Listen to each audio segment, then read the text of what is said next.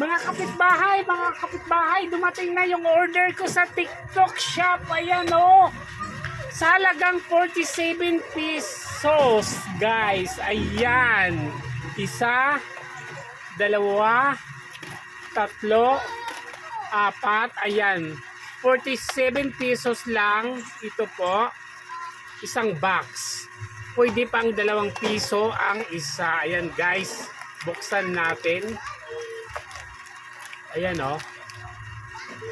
Pag 2 piso. Okay.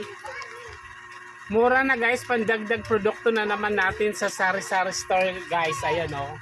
Mga candies. Galing sa SNA's product. Ayan. Murang-mura. 47 pesos. Halos sa kalahati yung tutubuin natin. O. O, see? Ayoko. Hindi ako mag